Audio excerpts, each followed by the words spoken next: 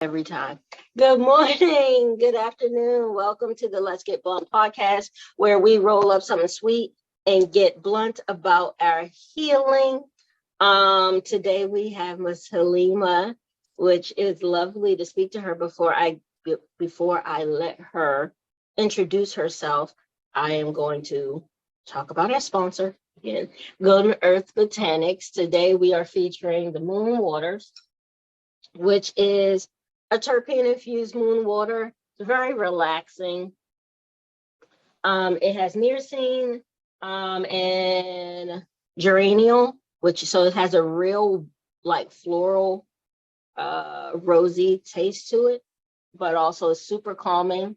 I usually take it as calming shots in the morning, and this is my blinged out bottle because you can't tell me nothing. Oh, beautiful! Like that's what I do. So that's the blinged out bottle. That is a special occasion bottle. You can order a blinged out bottle on the website as well for special occasions. But the moon water. So today we're going to feature just a moon water little spritzer thing. I have popsicle because why not? We're just going to pour it on top. And as it, what do you call it? Melts. Yeah, that's the word. Melts. As it melts, it'll get a little flavor. I'm doing very good at not drinking sodas. I've also been using these. I don't know if you've seen these, like the cocktail syrups or whatever. Mm-hmm. So I take these and some seltzer water with some ice and some cocktail cherries. You couldn't tell me shit, but like, you can't tell me I'm not doing a damn thing when I do that. So hi, Halimah, introduce yourself. Hello. Thank you so much for having me. I am Halimah Saalakhan, and I am the owner of Crystal Desire, an online spiritual wellness shop. And I have been working with many spiritual artists and creators and business owners over the few years, and I've had the pleasure of joining you in person a couple of times, so I can't wait till we can do that again. But yes, I've been doing crystal healing and human design work for the last few years, and I am working on expanding my personal brand right now, and soon I'll be taking clients. So so I'm not sure if you've been watching all the other episodes, but in the episode, Spirit kind of just asks an initial prompting question for usually those on. And so let's see what's dropping in my spirit. I haven't pre-gamed as much as I have in my previous shows, so we're going to get this together because I'm a profound motherfucker when I'm high. Like, I'm profound when I'm not. But I be reaching heights. I love that. You get into that mindset and you're just like, because you get those downloads. They just, the higher you get, the more they fall and the more they fall. Exactly. So, Spirit is like, you're hiding. And I want to know why, right? And it's not in such a way that you're not putting yourself out there, but you are. But you're hiding, right? You're hiding in plain sight. The last couple of episodes, I talked to a lot of spiritualists that are going through the motion of uncloaking, right? And what that looks like to be vulnerable as a healer and as a intuitive, and even as someone that's newly awakened and deciding that they're going to start tapping in internally instead of looking external for those validations and how to navigate and how to elevate and how to ascend. They're like tuning inwards. What part of you is afraid to be seen, and what are you afraid of them seeing? Honestly, I think when I have done my reflecting on it, I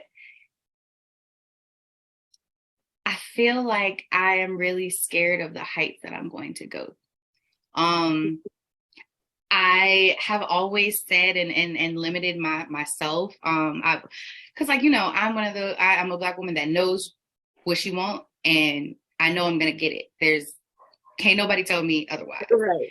But the problem is, is myself, and when I think about like completing these dreams that I have and taking these steps that I have, it puts me in the limelight. And I know I'm going to be approaching a point where people are going to know me. And I think that is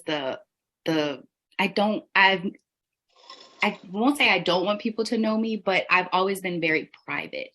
And I believe that is where that pushback comes back while I'm trying to hype myself up. I'm like, yeah, I know I can do this. This is how I'm going to do it. This is my plan. But then I'll be like, okay, but you know what's going to happen. That means next year you're going to be doing this podcast, this talk show, next year you're going to be doing this and that. And then I'd be like, oh, but do I really want people to know my name like that? Do I really want people to, no, I don't know. And then I start to regress. So I think you're part of the Taurus gang, aren't you? Aren't you a Taurus? Oh, yes. Right? Yeah. That earth energy is just like, we want to be in the mix, but leave us the fuck alone. Like, I just want to observe, motherfucker. Like, I don't want you to ask me questions. Please. I'm so good at observing. I'm supportive. I'm here for you, but don't make me the center of attention, baby. Please. Right. But the thing of it is, we can hold that, and we know that we can. That's just not our comfortability, because like you said, it feels as if people can then see us, all of us. And that's a very vulnerable energy to be in. I don't know about anybody else out there in YouTube land, but I don't want people to see me and all of me. And it's not in such a way that anything about me is bad. It's just, like you said, I want parts of me to remain sacred and private and not for other people's consumption. And unfortunately, when you pushed out into the limelight, people automatically assume that your beingness is for their consumption. And so it's like, I don't want you to, right? I don't want you to consume me. I don't want you to be so into my life that you give a fuck about how I'm moving. And you know what I'm saying? You actually act like you have a valid opinion on that. And you don't. You do. I don't owe you shit, okay? Exactly. I don't owe you anything. But unfortunately, the more you are seen, and for us, the more we are approachable, because I'm hella approachable. I'm hella humble. I'll talk to anybody. It don't matter, right? You approach me, I'm cool as long as you're not a weirdo, right? And so when it feels like, no, that's my homegirl, people automatically assume we're homegirls because that's how you make them feel. And it's like, I fucks with you. But baby. But also, but baby. That's not what we are. You know what I'm saying? There's levels. I'm trying to teach my Sagittarius baby that there's levels to this. Like, I could fuck with you, but in terms of telling you everything that's going on in my life, in terms of inviting you over to my intimate affairs and, all that other stuff, no. Yeah. So I totally get it. But also, you feel as though you won't be able to make a mistake. And so you don't feel solid in what you're doing, even though you've got years invested, right? You don't feel solid enough in what you're doing to say that, look at me as an example to how to navigate. And so there's a fear there that when they see you, they'll find the mistake. So it's a little bit of imposter syndrome. Like, where if the more I get up, the more scrutiny I'm going to be under. And I'm not 100% sure that I'm doing everything right. And so that perfectionism kicks in, and it's just like, well, let me just stay in my lane, right? Which we can still expand and stay in our lane, right? We just have to be willing to take it one step further. Like my lane is manifestation and tapping into your desires. Like that is what I talk about. I haven't switched subjects in 10 motherfucking years. I might have added sex on top of it, or feminine energy mixed in the mix, because it all kind of goes in, but it's been manifestation, spirit guides, your internal guidance system for 10 years. I know that in and out. When you start talking about Ifa and hoodoo, and I'm gonna let you know, astrology, I'm not the girl for that, right? I know people who that's their jam. I'm not the one for that, and I'm not gonna act like I am. I'm not the expert. So you can stay in your lane, but expand in such a way that pushes your boundaries a little bit, because you're still staying safe, because there's this one thing you've been wanting to do, but you don't know about implementing it because you're scared of what people gonna say when you do it, because it feels like a fusion of something, and you're like, you don't want people to be like, cultural appropriation, or whatever the fuck. What is that? Because I want to know. I'm nervous.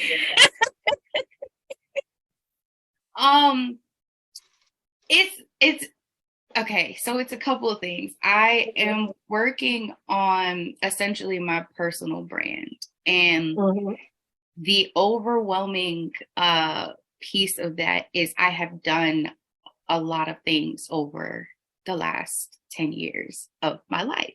And no matter what I have done and the different places it's taken me, the different doors I've been in, it's always come down to 3 different things: creating events, animals, and crystals. It has always been those 3 things. Somehow, some way, it's going to fit into one of them categories: events, animals, or crystals. And I'm trying to have my personal brand be the encompassing of all of that. And I'm very nervous about it, because in me trying to create this, I don't want people to feel like I am forcing it. And I don't want people to be like, okay, so, it's that what is that term in business? Finding your niche, right? Oh, yeah. So it's like, I don't want people to be looking at me like, well, okay, but what is your niche if you keep bringing all these 3 things together and they don't necessarily overlap? And I'm like, but that's my niche. That's my niche. That's my niche. I mean, that's what I but do. When you think about me, like, I'm gonna be like fucking legit. When you think about me, what do you think about? I think about you? Yeah. Okay. I think spirituality and herbalism. Like, that's it. And those who really know me, they'll fuck with the kimonos and anything glitz and glamour. You know what I'm saying? So, like, it's okay to be known for multiple things, right? But when it all comes together, it's never forcing if that's who you are. It's only forcing when you're pretending to be something else. And so it feels as though you're falling into being performative in it instead of just existing in it. You're trying to give people what you think they want. Just who the fuck you are, right? I show up at a home healing. You might get me in stiletto pumps and a cocktail dress, because that's what the fuck the energy called for that day. There are other times I'm going to come in and I got on all white and my head is wrapped and I had to take a spiritual shower and I washed my feet and I washed your feet and then it. So it's okay to show up the way that you need to show up. And the people that understand that won't have shit to say about it. The people that don't understand, even if you explain yourself, they don't give a fuck. Like, they'll still call you weird. They'll still say it don't match, it don't fit together, because they don't want to understand it. Right? But I could tell you now how that all fits together. You could literally be doing fucking animal Reiki. Girl, you know what's so crazy? I swear to you, I just started creating a product for that. I'm good as fuck. Okay, like I'm telling you, I does this. So I had what I do. I had a client that came to me and she was asking, her dog got sick and she was asking me what crystals, because I do like my one of my biggest services is crystal prescriptions. And so she asked me essentially to do a crystal prescription for her dog because he had cancer. And so I was like, okay, you know, tell me where it is, send me pictures, da da da da da. I did the whole thing, put together this and sent it to her. And so I'm like, this is how you have to like use a crystal with your dog, try every 10 minutes, rubbing it in circular motions on the pain points, making sure you're using this every day. I made her a custom collar for the dog so that it has the crystals on it. And then it was just like, after I did it, I was so happy because, you know, I love animals. Right. So then when it happened, I was just like, this is it. This is it. This is one of those things. This is it. This is it.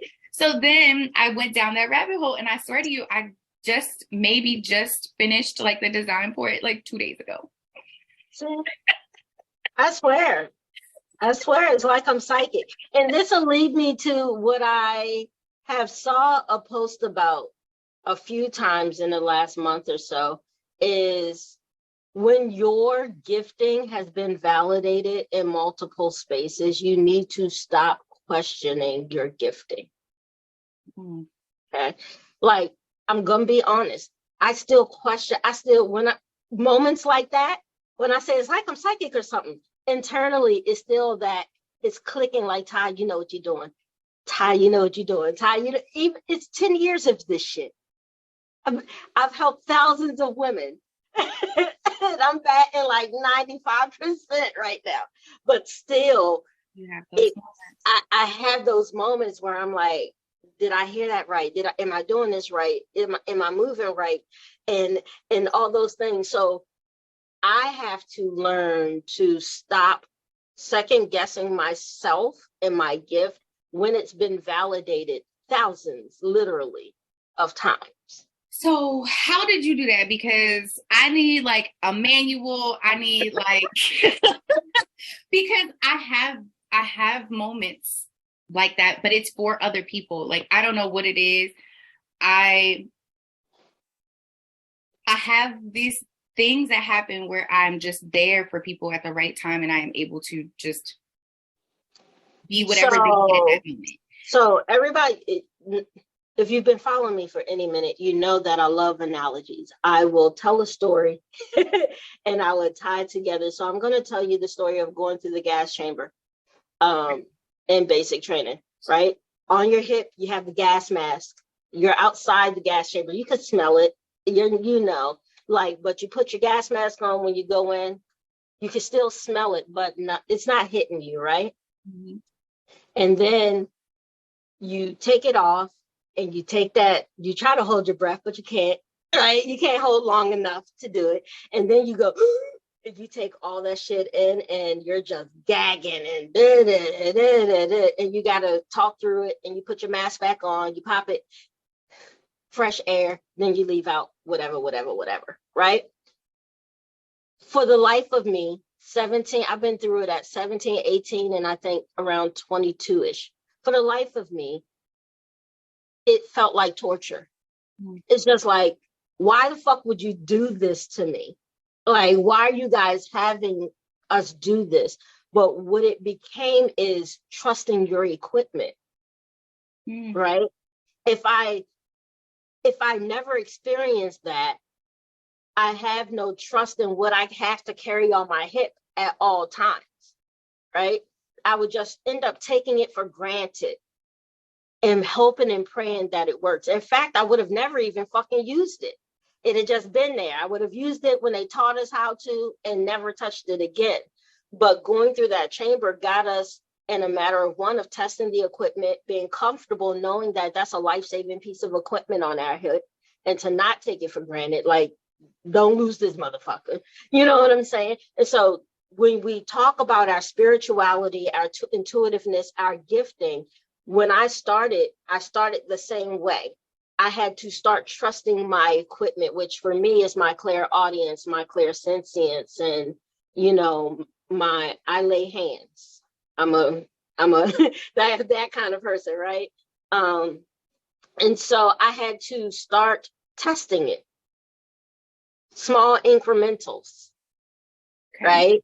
And then it's just if I got the desired outcome. Okay. Right.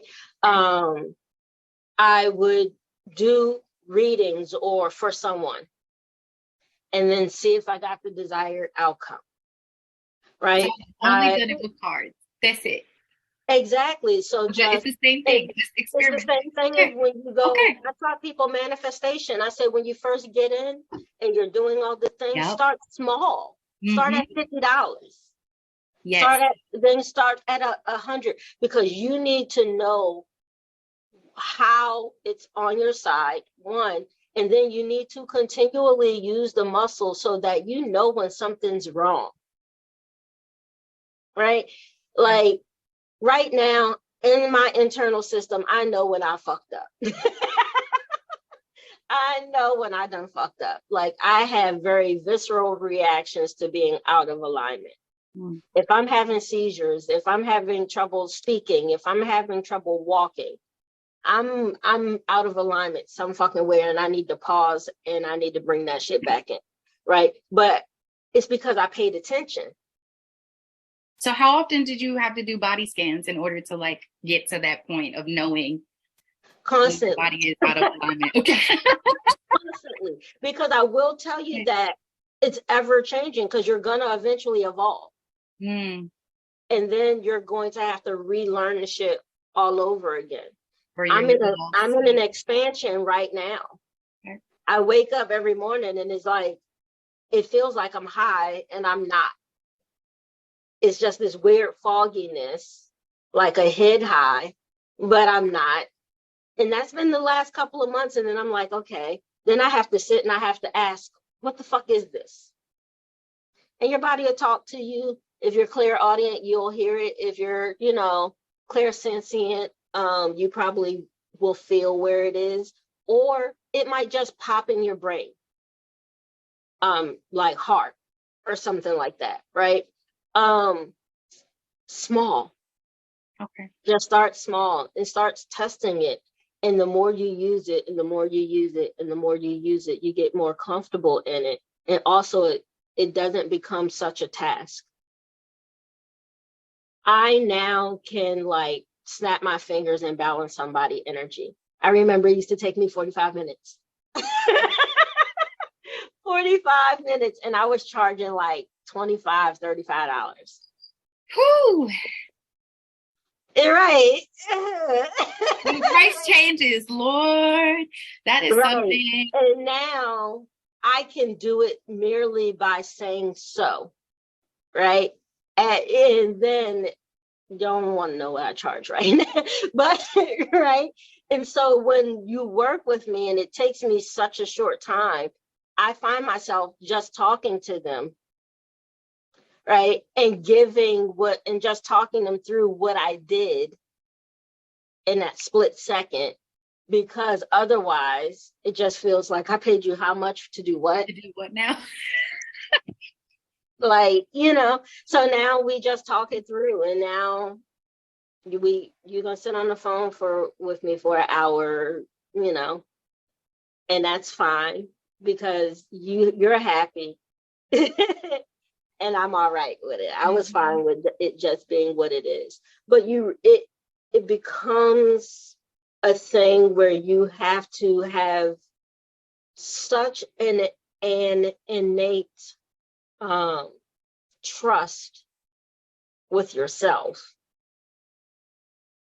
that you can navigate through. And that is hard because I don't trust nobody. So, and like I said, the last podcast, Jesus ain't different, God ain't different. I'm not different. You know what I'm saying? Like, I still have trust issues with what I hear, feel, sense, see, and perceive. And you just got to move in a knowingness of like, based on my track record, I'm pretty fucking decent. Right? So based on your track, you're like, I just gotta remind myself. Remind myself. You might have to look at it analytically, So that, because that's what it is. A lot of the time when we are healers, it's not, you can't hold what we do in your hands, right? And so we sometimes have a hard time validating our gifting, because I can't tell you what I did and how I did it. It's just I did. The same way I breathe, I heal. So I don't know how to tell you how I did it. It's just so. I just know it to be a truth. And it's the same with your name, right? You could tell me my name is anything else, but I'm going to tell you what my name is, because I know what it is to me, and you're not going to shift that. And that's how you have to be with your gifting. You need to know what it is to you and not have anybody else shift that. It doesn't have to look or fit in any other genre of healing. When people ask what I do, I say Reiki on steroids, because most people have no real concept of energy manipulation, right? So it's just like, it's like Reiki, but on steroids. Like, I'm really shifting around. I'm disconnecting cords and reconnecting cords all in your energetic body. But it doesn't make sense on a 3D level, right? And so we have to move in just this knowingness of a concept that we can't prove. And that's hard for us earth babies that need data. I need proof and analysis, right? But you have success stories. Yeah, I do. Probably have a lot of them. You have people singing you praises, because my thing of it is even if it is, what do you call it? A placebo effect. I'm fucking efficient at it. Like, I'm good as fuck at getting people to accept it then. So that's even a gift, even if it is a placebo effect. Even if what you're doing isn't true, right? Getting someone's energy to accept healing as a truth, to where they alter the effects and it's a placebo, I still think that's healing in my book. Yeah. Because honestly, none of this shit is real. The shit is real only because we accept it as a truth. And, this is one of those high conversations, right? Both figuratively and literally, right? None of the shit is real. Yeah. It's only real because we universally accept it as a truth. And you can shift your truth about things. It requires a little bit of internal reprogramming and things like that, but you can shift your truth about things. That's how I feel about like money. Like, if we universally just say we don't give a fuck, we don't need it, like the whole system what happens exactly crash, right? Exactly right. But we have to, everyone has to decide, because that is a collective agreement.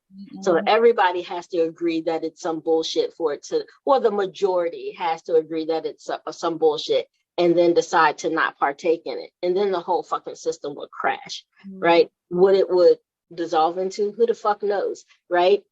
Even if it has to start over, I might be okay with that. Seriously, because there's nothing wrong with starting over. And that's something that I've also had to remind myself, like, just in tiny small aspects of my life. Like, there's nothing wrong with starting over. And that also goes with everything's fake, because it's like time. Like, the mindset that most of us are in is, I'm running out of time, or I have only a limited amount of time to do this. And when you operate like that, you are limiting yourself and your potential. Because I had to, that was one thing that I have really worked on in the last year, is breaking myself out of thinking I'm running out of time. Right. It doesn't do anything but put unnecessary pressure on everything. Because whose schedule? Like, for you to be running out of time, there has to be a deadline. Who makes the deadline? Who's making the deadline? You can change the shit. Exactly. Exactly. Yeah. So I had to, that was something that I had to shift. And so when you, that just limiting beliefs in themselves, they're like viruses, you know, it can turn into something so much bigger than it started. And you have to find a way to like break out of that. And I'm, you know, like you said, it's an ever going process. It is something I have to still work on every day. Like, oh my God, I have so much on my plate today. Let me get this done by this time. Let me get this done by the time. And I'm like, actually, it can wait till tomorrow. This can wait till tomorrow. Yeah. I can prioritize. This can wait till tomorrow, and I don't have to drive myself crazy about it. Right. I have time. I have the time. That's like the biggest thing. You have It is. And I in the same lane as all of it is fucking made up. We can make up different shit. We can decide what is important to us. We don't have to accept that in which society tells us is important. And I think once we start making those shifts and determinations for ourselves, we will be much fucking happier human beings. Yeah. And the world will shift when we're collectively just happy. Mm-hmm. The power dynamics are thriving because they're fueling off of our disharmony, mm-hmm. our complete sometimes need to continue pushing for more and more and more and more. And it's this never-ending cycle that fucking capitalism literally thrives on, like quite literally. If you decide that once I reach this point, I don't need nothing more than this, that American dream literally dissipates. Yes. Right? Because what if I'm okay in my modest home with a homestead, with a couple of goats and chickens and shit, mm-hmm. raising my kids? Mm-hmm. And that's the thing, though, that is a perfect example, because when you're living out of misalignment and that creates that disharmony that you're talking about. And then it goes even deeper because you're taking yourself out of a spot that somebody needs you to be in. Like we need you to be that person with the 2 goats so I can come to you and get goat milk. So I can come to you with, like, those people are still very valuable, and it's all up to you and what you value. And until you can sit there and be like, actually, yeah, I only want this house, this little acre, these farm animals, and that's it. And I'm perfectly happy here. I am perfectly happy here. Then, of course, that life doesn't translate for somebody who wants to be in corporate for the rest of their life. Right. But if that person who is in corporate, who's been in corporate for 15 years, 9 to 5, back to back to back, doesn't sit there and take that time to be like, actually, what does make me happy? What do I want? Me. Literally 15 fucking years. See? You got the gift too. You know what I'm saying? Literally 15 fucking years. And then I was like, this shit is dumb. Yep. Like, just one day it's just like, why the fuck am I doing it? Why? Everything that I said I'm working for, I don't even have time to enjoy. I'm doing this for my kid, but my kid gets 2 hours of my time before it's time to go to bed. Yeah. I only see her for 2 hours a day before I got to put her to bed. And I was like, yeah, that don't feel good. Doesn't make sense. Feel right. Mm-hmm. Yep. That's something, it's so interesting that you brought that up. I was having that conversation with somebody yesterday, and they had said, oh, you know, I'm doing this for my kid. I'm doing this for my kid. And I said, okay, well, just make sure that you're able to be here for your kid, because you out here working. Oh, I'm doing this for my kid. I'm doing this for my kid. Okay, but baby, if you work yourself into an early grave, what is your kid going to do then? What are they going to do? Don't you think they would much rather have you here with them? And so that's where we go into that soul code, because that's a belief system. Mm-hmm. Like, that's deep. And when I say soul code, they might not understand. Like, I have an IT former life. So and I was a software programmer. So when we're programming programs to do things, we have compartmentalizations of code that runs to do those functions. If we're running code and we're getting an output that we didn't want when we ran that code, then something's wrong. Mm. And so when I do a soul code reading, we're looking into the cycles in which the output ain't what you was expecting. Like, you're habitually attracting this kind of guy, or I'm habitually find myself in this fucking situation. Like, I'm tired of it. That's what we do with the soul code. And I go do, and I scanned all the programming, because we're programmed. Our brain is fucking little supercomputers. Mm-hmm. We're programmed to do certain things. And a lot of times it's external shit. People told us what they expected us to do. And a lot of code is shit we accepted that people told us we was expected to do. Mm-hmm. Because they can't change this. Only you can. Mm-hmm. So when someone says, bitch, you ugly, it's your acceptance of it as a truth, mm-hmm. that then cements it into your programming. Right? And for whatever reason, we've all had that. I didn't believe I was very beautiful. I was dark skinned, and society told me that's not it, boo. Well, your skin tone is not what's popping, right? And so since it was validated over and over and over again, I was like, damn, it must be true, right? And so I internalized that as a truth. It wasn't there saying it. It was me seeing it validated and saying, there's some merit to this. Let me lock that up and like program. So for a while, I carried myself that like I wasn't beautiful. Mm. And so I don't like to say this because it always comes off as like victim blaming or anything. There are fucked up people that did fucked up things, right? But even in that, there are parts of a story we wrote after that we then accepted as a truth within ourselves. And sometimes it's automatic. Sometimes it's subconscious. Sometimes it's very intentional. Like, I'm going to, gain a whole bunch of weight so nobody will find me attractive anymore after, being molested and things like that. And horrible fucking things to do. But we created an environment after that to where we switched our belief. I don't feel safe in my body. What they did made me switch that off. So I don't feel safe in my body. My body is not a safe space no more. Interpersonal relationships are not a safe space no more. And for me, that was a truth, because mine was a boyfriend girlfriend situation. So then after that, I was like, fuck these niggas. What? Right?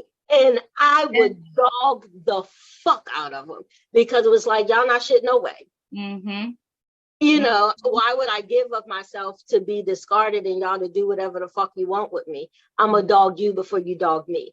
I ain't give two fucks, right? But that was a decision I made as a result of what happened to me, right? And then there was a moment, I've always been super introspective. There was a moment I was in the middle of hooking up with somebody, and I was like, bitch, what the fuck you doing? like clear as day, like, why the fuck is we here? And then I was like, you know what? I gotta go. And I just up and left. It was like, I literally flipped the switch, like, we're not doing this shit no more. Like, we're done punishing ourselves to get back at somebody else. And they're not even That's feeling what I it. was doing, you And they're know. not even feeling it. Right, because like I was like, oh, I'm gonna dog them before they dog me, but in that I wasn't enjoying it. I liked hurting their feelings. I did. But me personally, the experiences that I was putting myself in, I was not enjoying those experiences. I was enjoying making somebody else mad. I was enjoying manipulating somebody else's feelings, but I wasn't enjoying the encounters that I was having. So then I had to be like, bitch, if you don't Enjoy do it. this, What we doing right, here? if hoe is not life for you, like those were hoe is life, do you, boo? I applaud you. But if hoe is life and inside is tearing you to fuck up, then hoe is not life. Okay. And so I had to tell myself, like, it's not that what you're doing is wrong, it's that what you're doing is wrong for you. Because this is not what you want to do. This is not what you're enjoying. I actually love being partnered. I actually love having a safe space where I could come up and curl up into. I love having one person that I have to interact with and give a fuck about. I don't like having 10 people that I got to interact with and give a fuck about, because I don't give a fuck. Right? I just don't. So for me to have to go outside of that, I only got enough energy to give it to one person. So I love being partnered and having that one person that I can pour into and give a fuck about and feel at peace with the world. So hoe is not life for me. And I had to say that when I do get into those hoe is life kind of spells, that I'm healing from something. Then you got to pause. But that's all about introspection. No, nothing is inherently wrong. Some shit is just fucking wrong. But like, I'm talking about your way of being yourself is usually not inherently wrong. Sometimes it's just wrong for you. Yeah. Right. And because you've paid attention to the wrong things, or you've put value into the wrong things. Right. Right.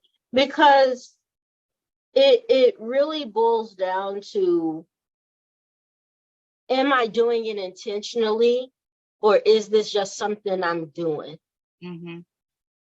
So if I am intentionally going out and using drugs, I know what I'm doing, the outcome I'm happy in, I love every fucking part of it. It's not going to eat me up inside that I'm doing it. So when I am using drugs and I'm having that, I feel guilty. I shouldn't be doing this. This is not who I am, but I can't stop myself. Right? Then drugs ain't for you. Then drugs ain't for you. And then we have to see how we can navigate that coding that says, I need that in order to deal with all the stuff, all the other code that's running. Because drugs and alcohol will quiet that shit all up. Yeah. Right? It'll clog the system all up, and you ain't got to worry about all that code that's running in the background. And I understand that there's people that have gone through a lot of trauma, and all that code running in the background gets very loud. And the moment you can stop the noise, you're always going to seek to stop it. Once you find it, yeah, it's like finding the golden ticket or the key to the door. You're like, that shit can get loud. Come back. That shit can get loud, and it can be various demons. And when I say demons, I'm not saying it in the sense of, like good and bad, right? But there are things that follow us, that heckle us, that causes pain, causes torment. And that's what I mean by demons. Like, and they can be small whispers, or they could be real fucking loud, right? I still have the small whisper of I'm weird, right? And that gets validated a lot, right? Yeah. But I'm okay, but I'm okay in it, right? And it took time for me to be okay in that, and me realizing that everybody's fucking weird. And the people that aren't weird are only not weird because they're scared to do what the fuck they want to do. And so they're doing what society told them to do. They're lying. They're just lying. Talk about it. Oh my God. Like, normal ain't real. There is no normal. There is no such thing as normal. Normal the word is not real. The word normal was created just to make people feel better, or I don't even know what, because if you think about really life in its grand scheme, there is no sense of normalcy. Because they had to set a standard in order to dictate how they wanted you to be running society. Right? So at a minimum, you need to be doing this for me to consider you a person. Right? So now it has gone from a lot of fucking conflated ass things. So it's yeah.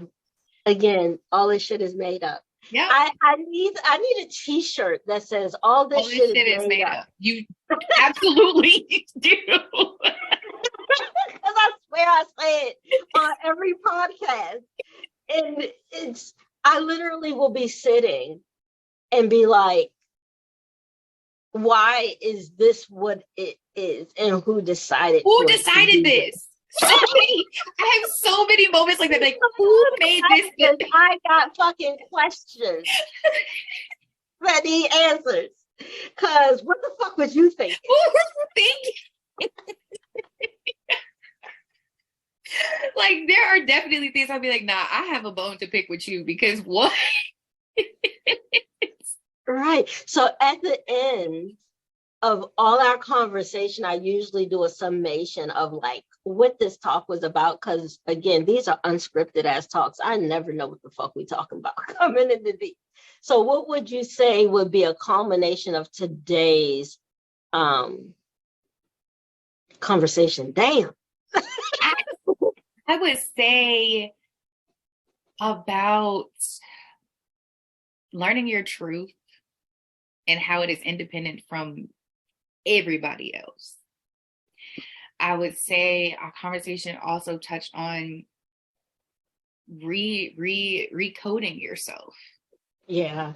Recoding yourself, because if you don't take those time to reflect and to sit with yourself and wonder what you want, you're going to constantly be taking in everybody else's what they want, and then you're going to believe that that's what you want too. So reprogramming your soul code is so important. Like, that you called it your soul code, right? That's your right. I think that was like our biggest underlying through the whole conversation. Just that soul code is so important. And I love how you put it. I love how you put that, because our brains are really computers. They are super fast, unmatched computers that we ourselves can't even figure out how it works. They literally don't even know how it works. They keep guessing. So like, your beliefs are your beliefs because you believe them. Believe something else. Yep. And I know that can sound real up there, ascended. I'm gonna stop saying high and be like ascended. It's gonna sound real ascended, but it's the truth. Your beliefs are only your beliefs because you believe them. And you get to say no. Right? That's not to say you won't have consequences for those beliefs. I do believe that you can make choices for yourself that's not in alignment with the collective, right? And they'll reprimand you for that. But in general, we can shift what we believe. And with that, I am going to say bye-bye to YouTube land.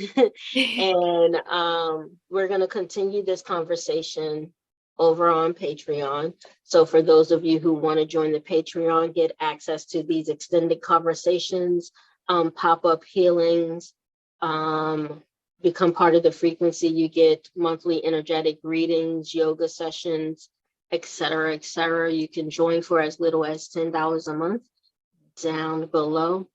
Or I think I'm gonna start putting it up there, but we never know, right? So